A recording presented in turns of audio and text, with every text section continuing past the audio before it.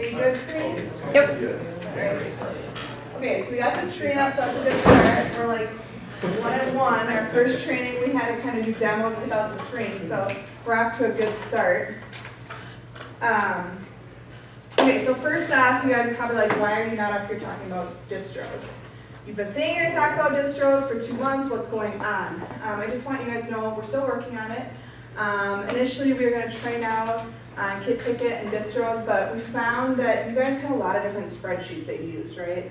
And is there a way that we can consolidate them together so you're not having to re-enter data so many times? So we're looking at throwing in the RFQ request form into the distro, looking at automating inventory SKUs and Kit Ticket and pack slips. And that's why we're not training on it yet, because we thought, you know what, this is a pretty big initiative. We probably should do some testing.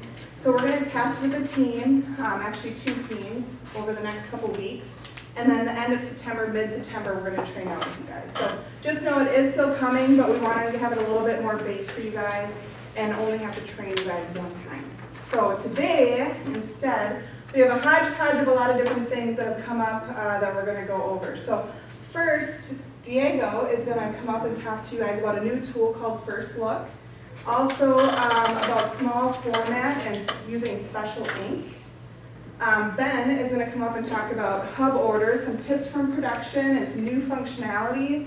Also some changes to the hard proof process. And then I have a couple different process updates for you guys as well. So to start us off, the First Look tool. So this tool is not to replace Preflight. I want to make that very, very clear. It's just a tool to provide some immediate insight information for your art files. So if you need to know immediately like what the size of your file is, or are we missing some fonts, or just a quick resource for you to throw in and get information if you need to go back to your customer right away. It's not doing the full gamut of what Preflight or Preflight does or Prepress does. It's just another tool to have in your pocket. So Dave's going to come up and show you a demo of that. You don't happen to still have it open, do you? But if not, I can get to it again real quick. Yeah, no worries. All right. As we all snoop on your email. Click on it.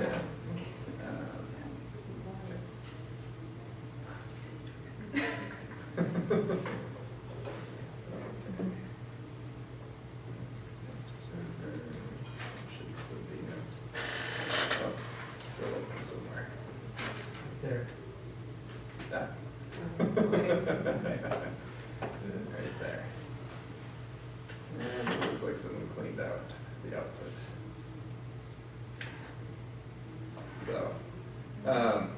So on the PM hot folders volume, we've made this thing So called, does everybody know where PM Hot Folders is?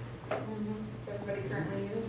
and if you don't, we have documentation we'll be sending out shortly with this that has the actual location of it and how to get there. Like you might have seen me do right there, you just can connect to server. There's the IP address, all of that will be included in the documentation. And then you select the PM hot folders. There's plenty of PM hot folders in here. The one that we're going to talk about today is called the First Look hot folder. It's a little busier than it normally would be because we've had a few people putting things in here, a few test files. Dump some of those in there. So there's an input folder. Says input InDesign folder.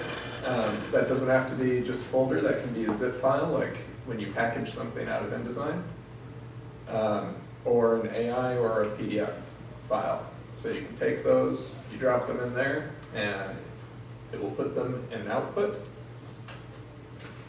And as we can see, some things are coming out in the output. And what it will do is, this is especially handy if you do not have Creative Cloud. If you don't have Creative Cloud or if you're not familiar with it, then what this will do is it will open the file in that software all behind the scenes. that will happen in our workflow, and then it will convert that to a PDF and spit it out here in the output. So that allows you on the road from, if you don't have that Creative Cloud, you can see what the file looks like. You can check and see if the dimensions are correct. You can check and see if it has spot colors. It will provide a little report on that. And then it will also provide an in-depth pre-flight report. And that in-depth pre-flight report is where I wish we had files in there. But the in-depth pre-flight report will show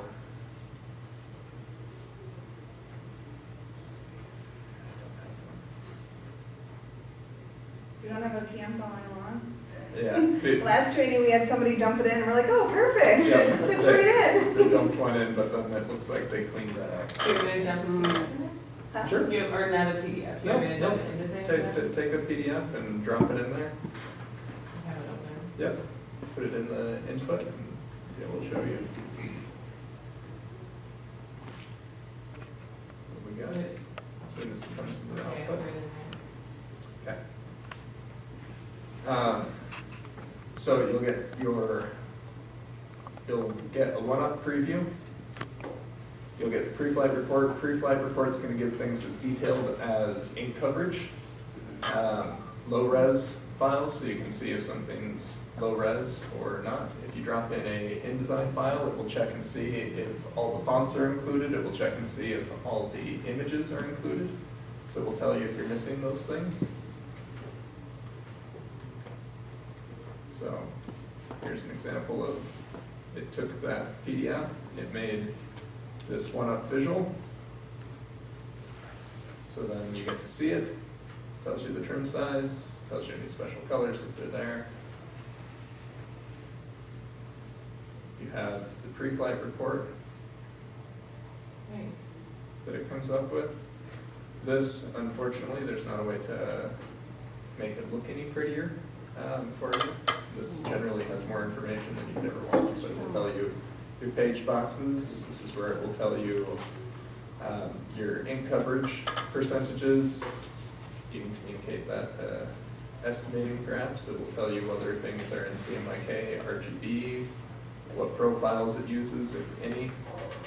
It will tell you the resolution. Like we see that this one's 100 by 100, so hopefully it's not a small format graphic. So it'll give you all those kinds of pieces of information. Things you could It's the first thing I had open. That's perfect.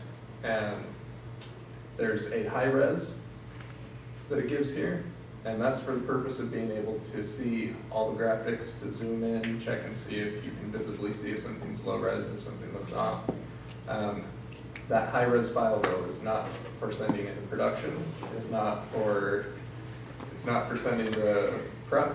That's really just for your uses, just to see, just to get information.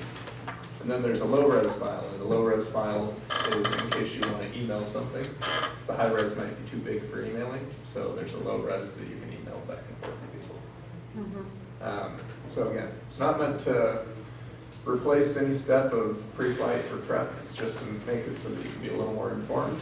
And if you don't have Creative Cloud, then you can get a lot of that information that you otherwise would have only been able to get if you did have Creative Cloud. So hopefully that will help. If there are things that you want to see that it doesn't do, or if you're dropping files in there and it's just not working for you, we want to hear about that. So we want to hear about it because we want to make it what it should be for you guys. We want to make it so that it's an asset, it's a valuable tool. So if something comes up like that, open a Collaborate support desk under the title of workflow for us and let us know what's wrong with it and we'll make it better. It's a fully supported thing. That's Thanks. that. Cool. Do you guys That's awesome, that's great. any questions about that at all? So we'll send out a guide for you guys, an instructional tool on how to use it. Again, do not replace this with pre-flight. It doesn't do everything pre-flight does, so continue to use pre-flight, okay? Can't stress that enough. All right. So next, small formats, special ink. So have it under special ink just because 2 weeks ago or so this came up and we ended up with a, something that by notes called out a special ink, but by the ticket, by the way that it was ordered for small format, it didn't call out the special ink. And this ended up costing 8 hours of press time on one of our most expensive presses, and also about $1,000 in just consumable ink that we ended up having to load into the press and then throw away. So out of that, what I want to stress is in small format, everything is highly automated. More automated than it is over here. And the way that the automation works over there is it works off the ticket. So if something is ordered in a way where you're wanting something special, you're wanting not just for ink, you're wanting special finishing, you're wanting, you name it, a special paper, any of that. All of that gets pulled off of the ticket for our automation to work. And if it's just put into notes and not ordered based on those special criteria, then it won't be processed correctly when it goes to production. Especially over in small format, notes don't work very well for conveying things. So, that said, from a Collaterate perspective, from the hub perspective, we want to enable you to be able to, hold on, let's see if I can show this. Yeah, right there, right? If I click away from all that. So from a hub perspective, in this particular case, some products were ordered, and I'm just using this as this particular case. We see here, there are ink choices. If you want something to contain white ink, if you don't select white, it will not print with white. It doesn't matter if the file was set up that way or not. If you don't select it here when you're ordering, it won't print in small format that way, even if you have a note that says, please print white. Gotta order that correctly. If the option that you're looking for, like say you wanted to trigger the HP Indigo orange ink, if the option that you were looking for isn't there, and you feel it should be, then we need to know from a Collaterate perspective. We want you to open up a Collaterate support desk ticket for that. So you open up a support ticket and send that to us saying, hey, I want to order with this specific feature that's not available on there, and we will put that feature in there for you. Does Now, everybody see where to go with that? up here, the little support, Under category, you want to choose Yeah. product setup. and this is where, like for the last thing, for the first look, I said pick workflow. Here, pick product setup if there's something in the hub that you feel should be there that is not there. So this is if you're trying to order something and you can't order it right, we really need you to order it correctly rather than put it in the notes. So let us know so that we can include it there. What is the turn time on something like that? Generally pretty quick. This will go to 7 people. 3 of them are dedicated to doing the site configuration. And typically that can be turned, if it's the press that you wanted isn't available, if it's the ink that you wanted isn't available, the media that you wanted isn't available, oftentimes those things can be done in So even It's- media? minutes, hours. It's not days usually. I thought stock wise you just pick the buyout and then fill out the, is that different or do we still need to do this? No, that can be done. You can do the buyout. You can do the buyout. It's always preferred if there's a real media that can be entered in. It's how you're gonna get better color, it's how you're gonna get less confusion on the floor. I know I see tickets almost every night of buyout, what's buyout? I don't know what this is, I can't find it for my press, so you get less confusion if there's an actual stock there. But there can't always be, or sometimes things are a one-off special project and then you would use buyout. But if something's recurring and it's gonna happen a lot, then yeah, let's get that media officially entered. Yeah, every time the press was added to that, it took less than 5 minutes. Yep. So, you know, in a lot of these, like the J-Press isn't an option. Let us know where that should be so that we can do that. So, that's the main crux of this. Does anyone have any questions on that? One thing that was brought up last meeting I thought was important is if you are entering something and it isn't in there, to not proceed with the order. Right. Yeah, go ahead and get the ticket in, but don't proceed.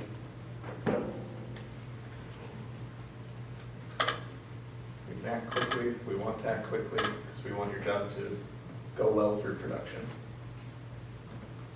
So, all right. Perfect, yeah. We don't, you know, at large format, we rely on the notes heavily with all the unique situations we have going through, but small format, really they rely on it being in the specs. So we need to make sure that it's in there. We don't want to hear us being down for 8 hours. That's a killer, especially on like a $10,000 job, I think it was. Exactly. So let's make sure we do that. If you guys have questions, come see me or Diego. Does everybody know Diego? Yeah? I don't know his official title now, but, I manage the workflow team, and then I'm also on the Collaborate team. And on the Collaborate team, I'm basically looking for things like this as far as where is it that you guys can't do what you want to do in Collaborate? How can we make that better so that you can do what you want to do? When we have a color action that you've applied to something like on that one job, we can still put use RD Yes. work color action, I can't remember the name of it. We can put that in the notes, we don't have to have a Yes. special request. Okay. Yeah, there's not a category for that, so that has to be in notes. when we talk automation, usually it's his team doing it. So a lot of the tasks that we've had automated are because of their team. So you guys should be super thankful to them because they're saving you guys time and frustration. We try. Perfect, thank you. All right, thank you guys. Awesome. Good stuff. All right. So next, if I can have everybody just close their computers, get your notebook out, because there's some really good tips that Ben's going to give you from production. Also give you some new functionality. So we want you guys really sharp and focused and take your notes. Yeah, the reason I would like to take notes is just because I'm going to buzz through this kind of quick, so don't be afraid to stop me and ask questions. You can keep up. Number one is something we had actually rolled out to the support team last week, kind of hashing something that came up a year ago. We're really busy right now. Pre-press especially, there's a lot of stuff going on, so we're trying to find ways to expedite things through file prep and acquisition. And one of the things that we're looking for, and maybe was not relayed the best in the past, is when a job has an exact repeat and there's no changes to it. I know, oh, you changed it. It says exact repeat now. We're asking that you put that information at the top of your notes. It sounds simple, but we've had a lot of jobs come through where it says exact repeat and then later on in the notes explain the change. That's not an exact repeat. So make sure you're using the words wisely and using them when it is an exact repeat. This is a huge win for pre-press, and as a matter of fact, right now, due to the current capacity issues in pre-press, planning is trying to offload some of that work. If it says exact repeat, they're trying to take those files out of file prep and expedite them right into imposition. So take advantage of that. You have a question? Okay, dumb question. Sorry. So, let's say the original order called for 100 of something, Uh-huh. you're gonna print 10 more.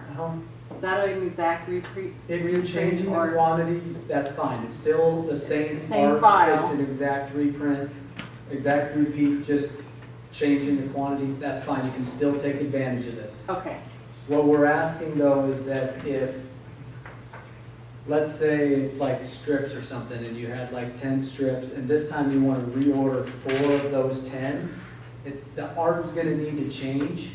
So it's not really an exact reprint unless it's just those 4 being moved over, if that makes sense. If you can provide the old job number, it sounds like pre-press is excited about that information. I didn't know that in the past, so if you provide that, that would be helpful.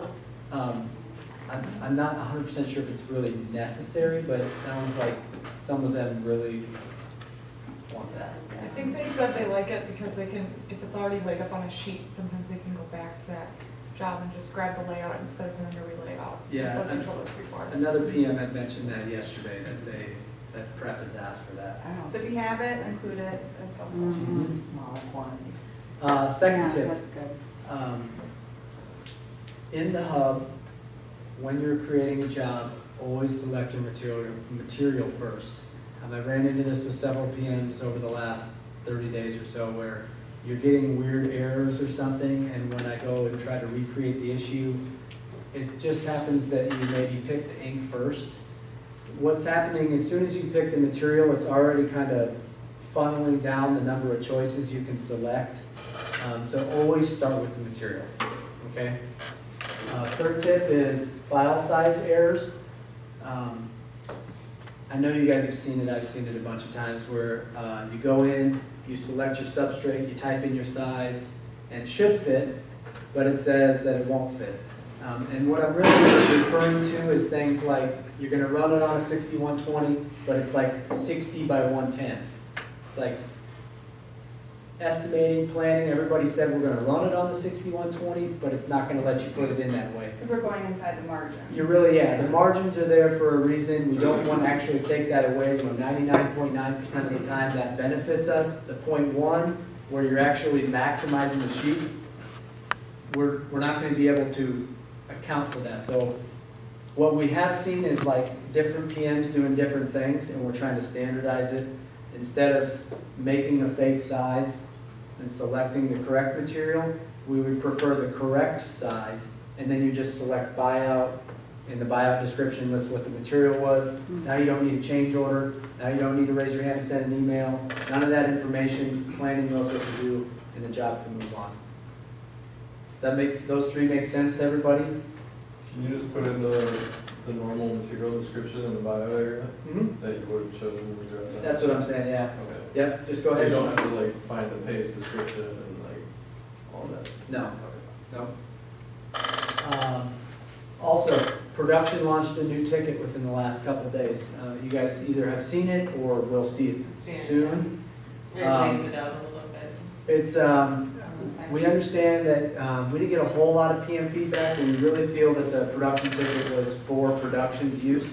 Good news is we didn't take the red notes off, so you guys don't have to hang me after work.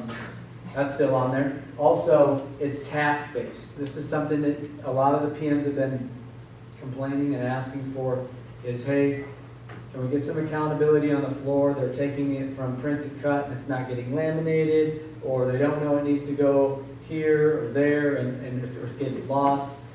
This really should benefit material handlers who have been trained not only in this, but they have been retrained in Producer recently, how to read this ticket, so that the job really has a solid flow to it from one department to the next.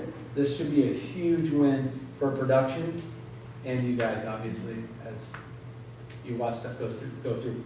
And it really duplicates the whole job status queue and your plan records and where that job kind of is supposed to travel as it goes through the shop. So anything comes up with the ticket or questions on any of these things, you guys know where I'm at. You can stop by anytime. If you guys continue to see, operations being skipped or, finishing doesn't happen, let us know, because then we can dig in, because we just trained on it, we've reformatted the ticket, it should be better. So if you continue to see issues, let us know and we can work on addressing it, whether it's a training need or a process change. For sure. One thing that wasn't addressed as of like 6 months ago, if not longer, is the heat bending. As in, Like, the shelf fillers we do, our flat size is 53 3/8. yeah, You can't put that in. no. Because the bend is actually the short side, so it actually still fits the, So it still fits and you guys have a kind of a workaround and we're still getting them through, right? yeah. I noticed some change in that. Yeah, I mean, that's basically what we have to do. I think there was talk about maybe making it a spot where you could specify on which direction you were bending so that it I could. believe, Buddy was- is anybody else outside of Sephora familiar with what's going on here? I think that Buddy had kept it with the Sephora team, so that's why we didn't really make that change. I'll write it down and we'll look at that process. Hard proof, so good news, I know a lot of people have been begging for this, is we've increased the minimum to up to 20 boards. 2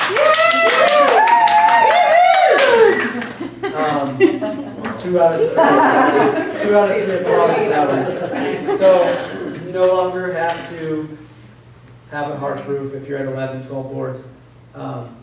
If it's something tricky or you're concerned, we recommend it still, but it's not required. All these things that I'm talking about, they're gonna go live on Monday. So it's kind of live already with production, they're well aware of this. But as far as the hub and it like dictating, hey, you need a hard proof on this one, that will be live till Monday, okay? We are changing the process. Up here, I listed the current process and added the new one, so I'm gonna go through the whole process, but note that there's only one new step here. When a hard proof needs declined, you need to go in and you need to write declined on your ticket. That's the only thing you really physically need to write on the ticket. Why it was declined, we'd like that information to be in Collaterate. How you get that is that you go into the hub, under your orders, you find your job, and under the comment, you type in the reason why. And that posts it to the job in Collaterate for everybody to see.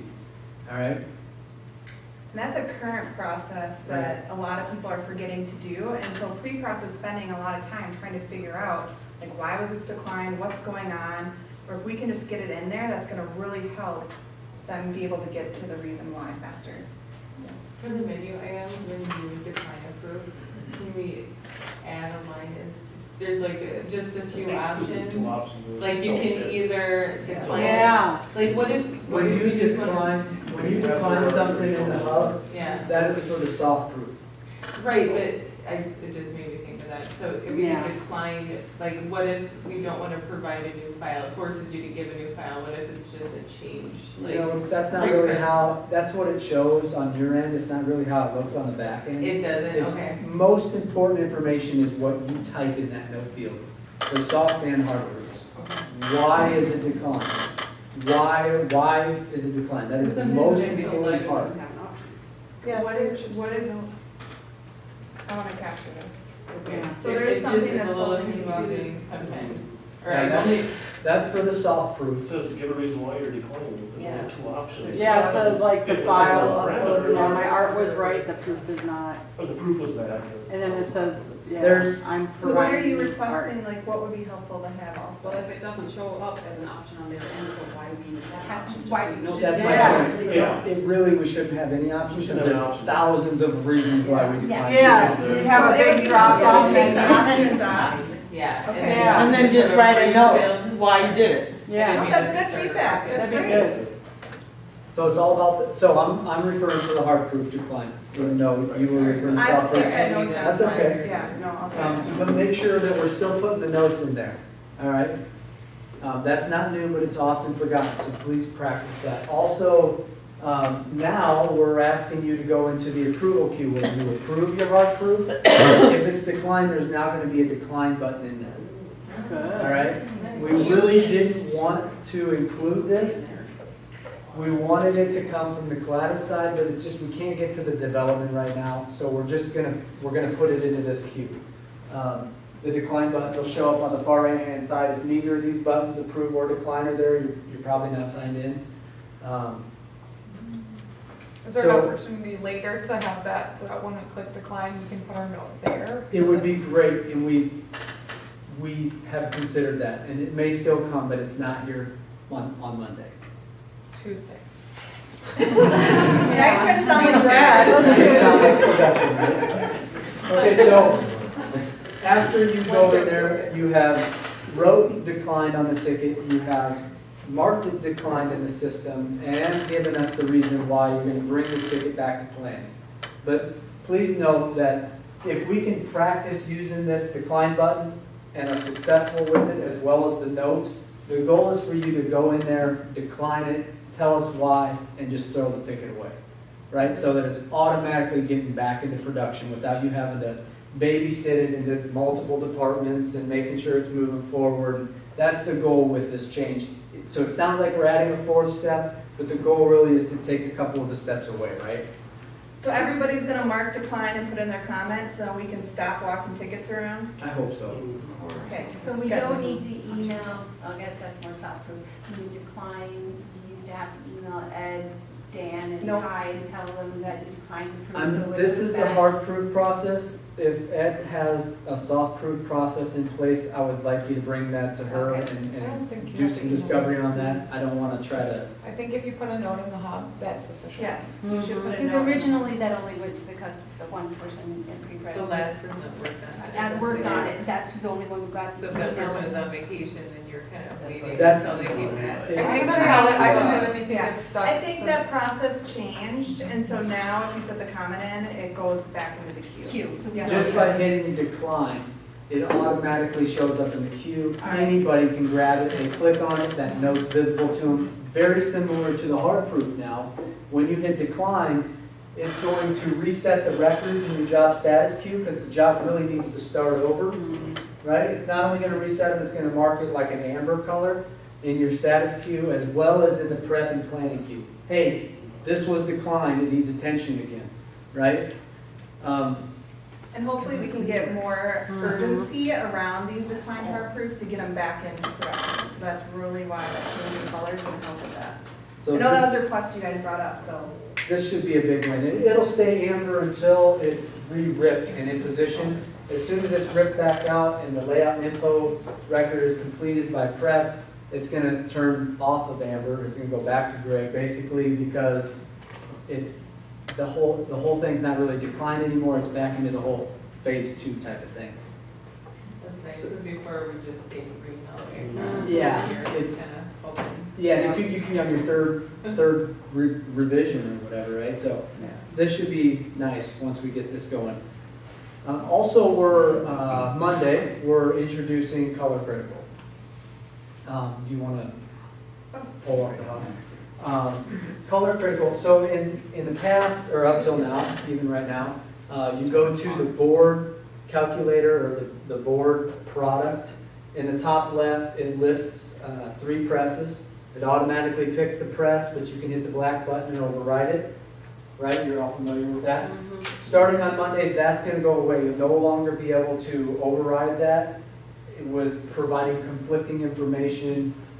There will now be a color critical choice. It'll be at the top.